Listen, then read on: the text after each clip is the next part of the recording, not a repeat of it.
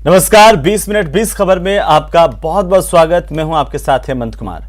अगले 20 मिनट में हम आपको राजस्थान की 20 अहम खबरों से रूबरू करवाने वाले हैं। तो चलिए शुरू करते हैं 20 मिनट में 20 खबरों का सिलसिला। हिस्ट्री शीटर देव गुर्जर की दिन दहाड़े हत्या से अफरा तफरी मच गई है। हालात ये है कि देव गुर्जर के समर्थकों को संभालने के लिए पुलिस को लाठी चार्ज तक करना पड़ गया। देव गुर्जर की हत्या चित्तौड़गढ़ के रावत भाटा में हुई है। बताया जा रहा है कि बदमाशों ने वारदात को उस वक्त अंजाम दिया जब देव गुर्जर सैलून में बैठा था। बदमाशों ने उसी वक्त देव के ऊपर धारदार हथियार से हमला कर दिया और वो फरार हो गए। इस हमले से आसपास के इलाके में हड़कंप मच गया और आसपास के व्यापारी सहम गए। कोई कुछ समझ पाता इससे पहले ही हमलावर भाग निकले। देव गुर्जर पर बदमाशों ने धारदार हथियार से इतने वार किए कि उसकी मौत हो गई। मौत के बाद जब देव गुर्जर की डेड बॉडी का कोटा के MBS अस्पताल में पोस्टमार्टम किया जा रहा था, उसी दौरान उनके समर्थकों ने हंगामा शुरू कर दिया, जिसके बाद उन्हें शांत करने के लिए पुलिस को लाठी चार्ज करना पड़ा। आपको बता दें, देव गुर्जर कोटा के RK पुरम थाना का हिस्ट्री शीटर था और सोशल मीडिया पर वो काफी एक्टिव था। अजमेर जिले के किशनगढ़ में पुलिस की बर्बरता का मामला सामने आया है। यहाँ पर एक युवक को अवैध रूप से रात भर लॉकअप में रखकर उसकी बेरहमी से मारपीट करने के आरोप हैं।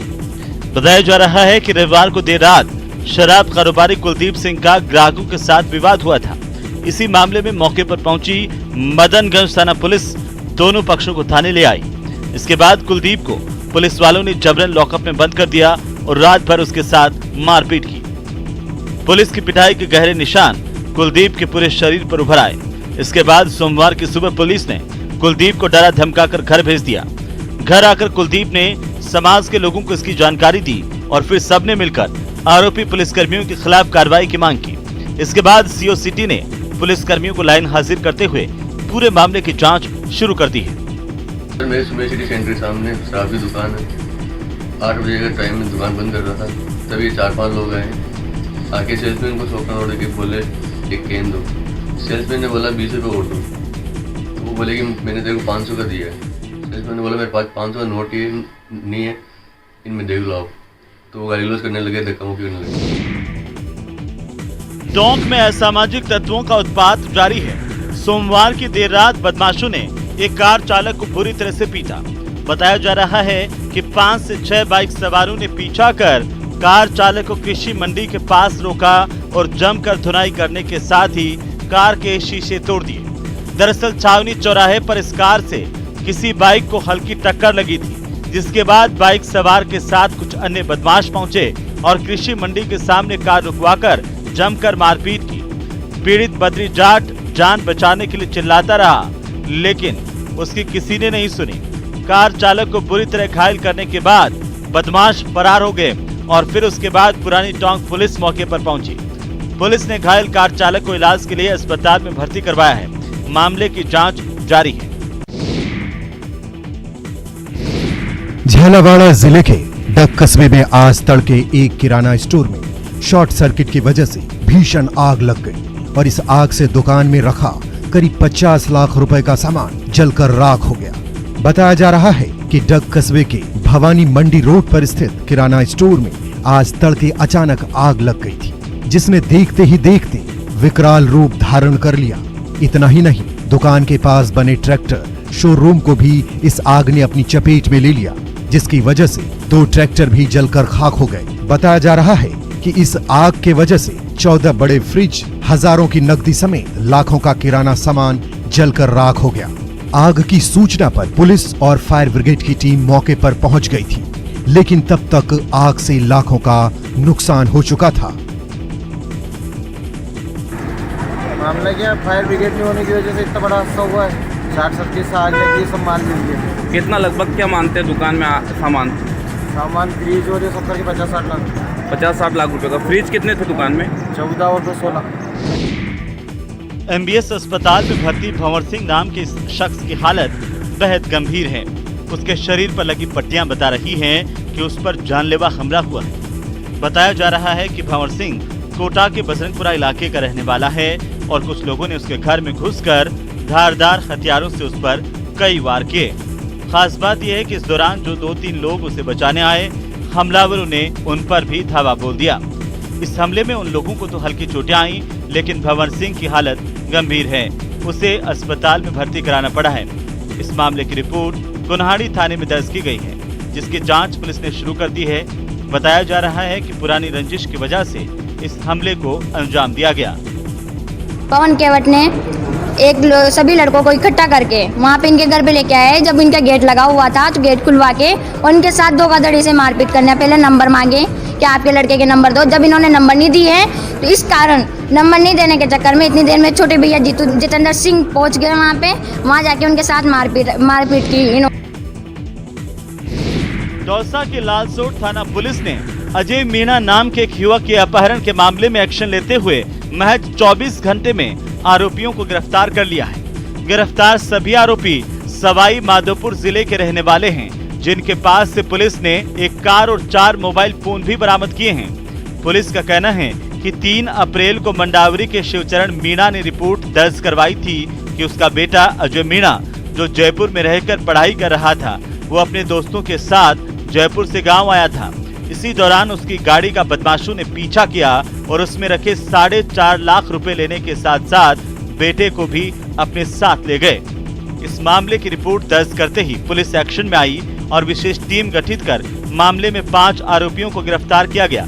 पुलिस का कहना है कि लेन देन के विवाद की वजह से अजय मीणा का अपहरण किया गया। हमने इस बच्चे को जो है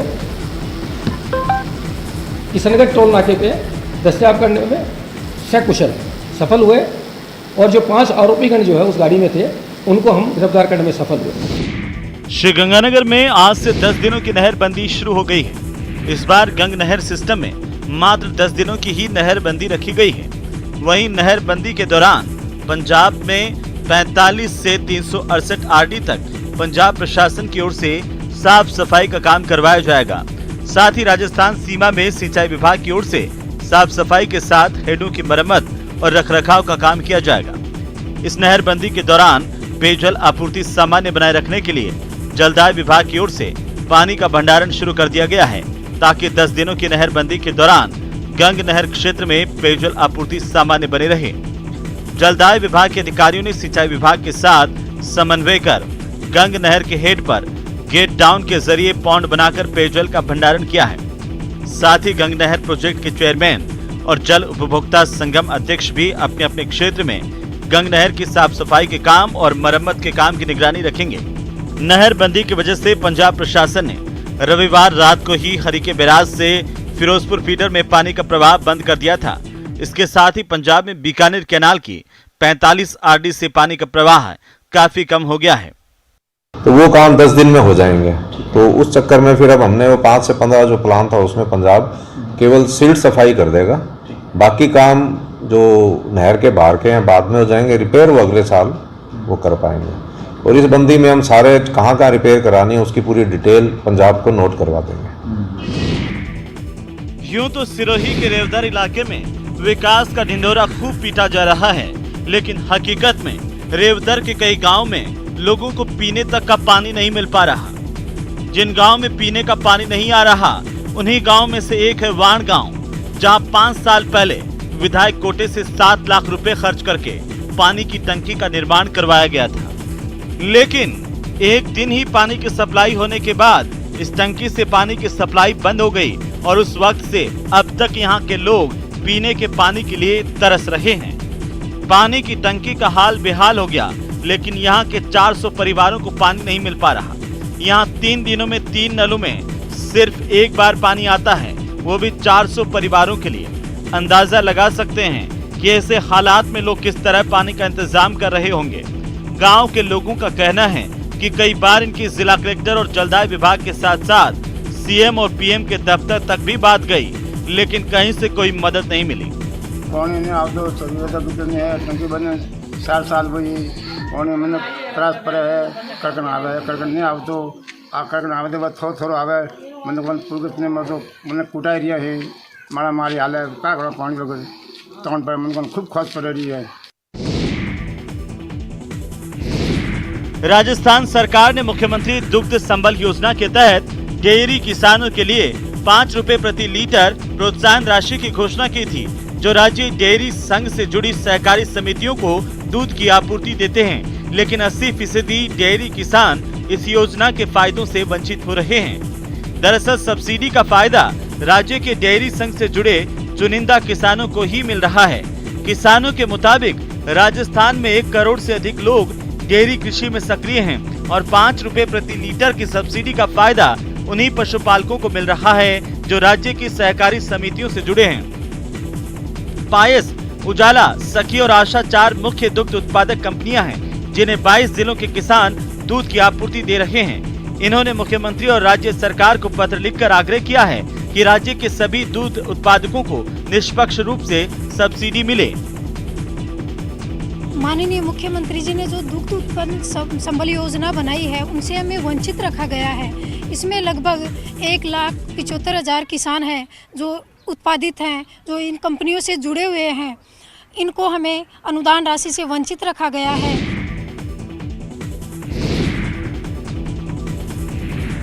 सुजानगढ़ के अलग अलग गांव से दुबई कमाने गए 3 लोग वहां फंस कर रह गए हैं। इन तीनों को दुबई के लबोर इलाके में एक सुनसान जगह पर रखा गया है।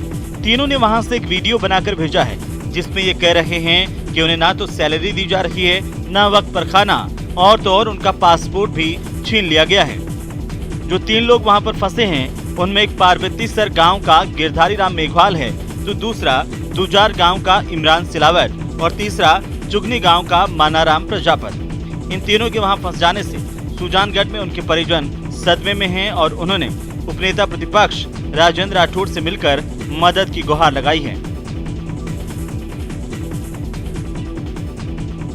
ये सरकार से क्या मांग है? हमारे पति ने दुबई भेजा कमाने खातिर, 5 महीना या बट फंसे हुए है। तो बने इंडिया ले आओ, इंडिया बुलाओ, मंग छोटे टाबर है, मैं कहीं करा हूँ। घर में और कोई कमान वाला है, कहीं दिक्कत कोई नहीं घर में, एक उन्ना गेला टाबर है, मंग देख लो इनका। ये बात हुआ है कि बाऊ बेकट पछड़ा है। हम वीडियो कॉल में देखे, हमें बंद हो रंग में ये बंदी बना के राख मिले हैं। इन दिनों कैबिनेट मंत्री शाले मोहम्मद आम लोगों की समस्याओं के समाधान को लेकर काफी सख्त नजर आ रहे हैं। इसकी वानगी शाले मोहम्मद के 1 दिवसीय पोखरण यात्रा के दौरान देखने को मिली। शाले मोहम्मद ने पोखरण नगर पालिका परिसर में मैराथन समीक्षा बैठक लेकर अधिकारियों से प्रगति रिपोर्ट ली और दिशा निर्देश दिए। इस बैठक में शाले मोहम्मद एक्शन में नजर आए और उस अधिकारी के खिलाफ तत्काल कार्रवाई के आदेश दिए जो बैठक में गुटखा खाकर पहुंचे थे। इसके बाद एसएचओ ने जलदाय विभाग के सहायक अभियंता के खिलाफ 200 रुपए का चालान काटकर भविष्य में बैठक में गुटखा खाकर नहीं आने की हिदायत दी। अगले साल होने वाले विधानसभा चुनाव के लिए बीजेपी नेताओं ने बैठकों का दौर शुरू कर दिया है। पोखरण में बीजेपी के कद्दावर नेताओं में से एक और पूर्व कैबिनेट मंत्री कालूलाल गुर्जर ने कार्यकर्ताओं के साथ बैठक की। इस दौरान उन्होंने न्यूज 18 से खास बातचीत भी की। इस बातचीत के दौरान जहां कालूलाल गुर्जर ने करौली उपद्रव मामले में कांग्रेस सरकार की आलोचना करते हुए मुख्यमंत्री अशोक गहलोत पर करारा तंज कसा, तो वहीं उन्होंने ये भी कहा कि अब समय आ गया है कि पूर्व मुख्यमंत्री वसुंधरा राजे का सक्रिय रहना जरूरी है। कालूलाल गुर्जर ने इस मौके पर यह भी दावा किया कि प्रदेश की जनता कांग्रेस सरकार से त्रस्त आ गई है और अगले साल यहां बीजेपी की सरकार बनेगी। तो ये जो करौली वाला जो एपिसोड है, धार्मिक यात्रा निकल रही थी, गैर धार्मिक जो दूसरे धर्म के लोग थे उनका कोई उसमें मामला नहीं था, किसी प्रकार का उनके साथ कोई आपत्तिजनक बात भी नहीं हुई। लेकिन दुष्कर्मियों की या कानून तोड़ने वालों की हिम्मत इतनी बढ़ जाए, ये सबसे बड़ी दिक्कत वाली या समझने वाली बात है। दौसा जिला स्थापना दिवस की तैयारियां जोरों पर है। बताया जा रहा है कि इस बार दौसा में स्थापना दिवस बड़ी ही धूमधाम के साथ मनाया जाएगा। इसके लिए अनेक कमेटियों का गठन किया गया है। इन्हीं कमेटियों के अध्यक्षों के साथ जिला कलेक्टर कमर चौधरी ने मीटिंग की और आवश्यक दिशा निर्देश दिए। आपको बता दें, 10 अप्रैल को दौसा जिला का स्थापना दिवस है। ऐसे में इस दिन दौसा में रन फॉर दौसा का आयोजन किया जाएगा। साथ ही शाम के समय 9 और 10 अप्रैल को सांस्कृतिक कार्यक्रम और कवि सम्मेलन का आयोजन दौसा के बजरंग मैदान में होगा। इसके साथ ही दौसा में क्रिकेट और फुटबॉल मैच भी आयोजित किए जाएंगे। साथ ही बांदीकुई के आभानेरी में सांस्कृतिक कार्यक्रम होंगे। इसके अलावा जिले के तमाम उपखंडों में दंगल के आयोजन किए जाएंगे। क्योंकि अब कोविड के केसेस रिड्यूस हुए हैं पूरे राजस्थान के बीच में, पूरे देश के बीच में, तो हम कोशिश कर रहे हैं कि जितना लोकल स्तर के ऊपर कार्यक्रम जो हम ऑर्गेनाइज कर सकते हैं वो बहुत ही बड़े स्तर पे नहीं हो, क्योंकि कोविड की गाइडलाइंस की भी पालना करनी है। 2 अप्रैल को बीकानेर के देशनोक से शुरू हुई भारत माता यात्रा के श्री गंगानगर पहुंचने पर भव्य स्वागत किया गया। इस यात्रा की शुरुआत जनसंख्या समाधान फाउंडेशन के प्रदेश अध्यक्ष नारायण चौधरी के नेतृत्व में किया गया है, जिसका मकसद जनसंख्या नियंत्रण कानून के समर्थन में जन समर्थन जुटाना है। इस यात्रा के साथ साथ जनसंख्या नियंत्रण कानून की महत्ता को लेकर आम लोगों के साथ संवाद सभा का भी आयोजन किया जा रहा है। इस सभा में जनसंख्या समाधान फाउंडेशन के पदाधिकारियों ने कहा, देश के विस्फोटक गति से बढ़ रही जनसंख्या से सीमित मात्रा में उपलब्ध संसाधनों का दोहन हो रहा है, जिससे देश में कृषि योग्य भूमि घट रही है और किसान कमजोर हो रहा है। साथ ही बेरोजगारी बढ़ने से भी लोग परेशान हैं। ऐसे में जब तक देश में जनसंख्या नियंत्रण कानून नहीं आ जाता, तब तक देश की परेशानी खत्म नहीं होगी। पाकिस्तानी सीमा से सटे जैसलमेर में भारतीय वायुसेना का मानव रहित विमान UAV क्रैश हो गया। वायुसेना मुख्यालय ने इस मामले की जांच के आदेश जारी किए हैं। बताया जा रहा है कि एक सर्चर विमान था और दुश्मनों की हरकतों की टोह में निकला था। भारतीय वायुसेना के अधिकारियों के मुताबिक ये नियमित उड़ान पर था, लेकिन ये हादसे का शिकार हो गया।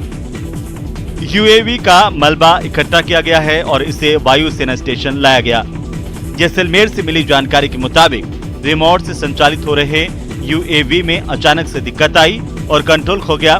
इसके बाद ये सागरमल गोपा कॉलोनी के पास क्रैश हुआ। अचानक UAV के गिरने से आसपास के लोगों की काफी भीड़ जमा हो गई। फिलहाल इससे किसी प्रकार का किसी को नुकसान नहीं पहुंचा है।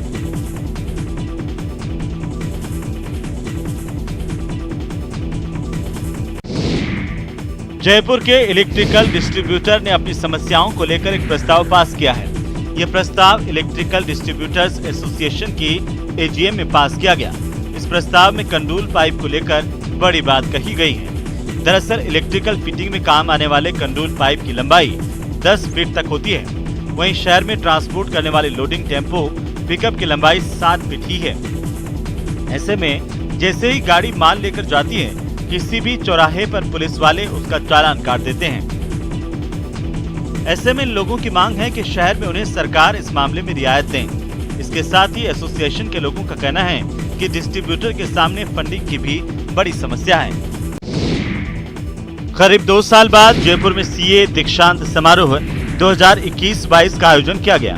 जयपुर के JECC में the institute of chartered accountant of India की ओर से आयोजित इस समारोह में पिछले 2 साल में CA बने करीब 4111 स्टूडेंट्स को डिग्रियां प्रदान की गयी। खास बात यह है कि डिग्रियां पाने वालों में 28 टॉप रैंकर भी शामिल रहे। इन स्टूडेंट्स को डिग्रियां इनकम टैक्स की principal chief tax commissioner T. टोन सिंह प्रसाद, विधायक अशोक लाहौटी, ICAI के central counselling member CA Prakash Sharma, CA Rohit ने प्रदान की। मेरा नाम CA दीक्षांत माली है। आज प्राउड फील हो रहा है। आज काफ़ी स्ट्रगल करने के बाद में प्राउड मोमेंट होता है। हमें डिग्री मिली है, पूरी फैमिली के साथ में बहुत अच्छा लग रहा है। मेरा नाम मारुषि जैन है और CA करने में मतलब मेरे को 9-10 क्लास से था हमेशा से कि मुझे CA करना है। फिर उसके बाद मैंने जब CA ज्वाइन करा तो मेरा CPT तो एक बार में निकल गया, बट IPCC और फाइनल में मुझे अटेम्प्ट लगे।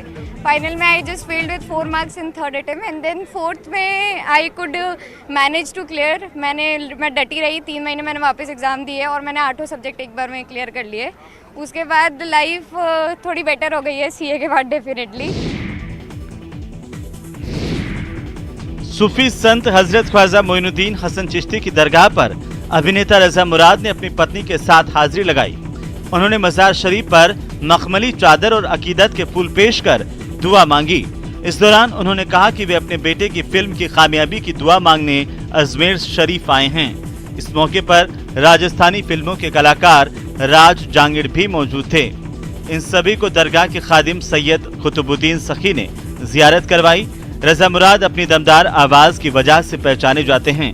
आपको बता दें कि कोरोना प्रतिबंधों पर सख्ती खत्म होने के बाद से फिल्मी कलाकारों का ख्वाजा की दरगाह पर पहुंचने का सिलसिला तेज हो गया है। बस सबकी खुशहाली की दुआ की है, बेटे के लिए, बेटी के लिए, नवासे के लिए, बीवी के लिए, अपने खानदान के लिए, दोस्तों के लिए। ख्वाजा साहब से हमने इल्तिजा की है, सेहत अच्छी रहे, काम चलता रहे, बाइज्जत तरीके से हमारी रोजी रोटी चलती रहे। बूंदी जिले के भिया गांव में गणगौर के मौके पर एक अनूठी परंपरा का निर्वहन किया जाता है। इस परंपरा के तहत नकली कुश्ती का खेल खेला जाता है, जिसमें पूरे गांव के लोग समूह बनाकर नकली कुश्ती खेलते हैं। जो व्यक्ति इस कुश्ती में विजय हासिल करता है वो अपनी जीत का जश्न मनाता है। पूरे गांव में मूंछों पर ताव देकर जीत का जश्न मनाते हुए वो व्यक्ति देखा जाता है। इस आयोजन को हुड्डा महोत्सव का नाम दिया गया, जो रियासतकालीन समय से ही खेला जा रहा है। बताया जाता है कि सालों पहले भिया गांव में गणगौर के मौके पर असली कुश्ती होती थी, लेकिन एक बार जेठी नाम के पहलवान की कुश्ती के दौरान यहां पर मौत हो गई थी, जिसके बाद से यहां पर सिर्फ नकली कुश्ती का आयोजन होने लगा। इस कुश्ती में लोग अपनी उम्र के हिसाब से जोड़ी बनाते हैं और उनके साथ नकली कुश्ती करते हैं। जेठिया नाम का कोई पहलवान सांकड़े लेके बंधे हुए बहुत ज्यादा बलिष्ठ पहलवान था, वो उसको यहाँ चौबे ने कोई चौबियाजी थे जिसने उसको मार के भगा दिया था। उसकी याददाश्त में ये अडूडा मनाया जाता है, जो आज तक बन रहा है। राजसमंद रंगारंग कार्यक्रम का आयोजन, भक्ति गीतों पर झूम उठे लोग। पर्यटन विभाग और राजसमंद नगर परिषद की ओर से गणगौर महोत्सव के मौके पर भजन संध्या का आयोजन किया गया। इस मौके पर देश प्रदेश के अलग अलग हिस्सों से आए भजन गायकों ने अपनी प्रस्तुति देकर माहौल को भक्तिमय बना दिया। देर रात तक चले इस भक्ति गीतों पर श्रद्धालु झूमते नजर आए। इस भजन संध्या में विधायक दीप्ति महेश्वरी, सभापति अशोक टांक, उप सभापति चुन्नीलाल पंचोली और बीजेपी जिला अध्यक्ष वीरेंद्र पुरोहित के साथ साथ कई गणमान्य लोग मौजूद रहे। तो चलिए इसी के साथ फिलहाल इस बुलेटिन में इतना ही। नमस्कार।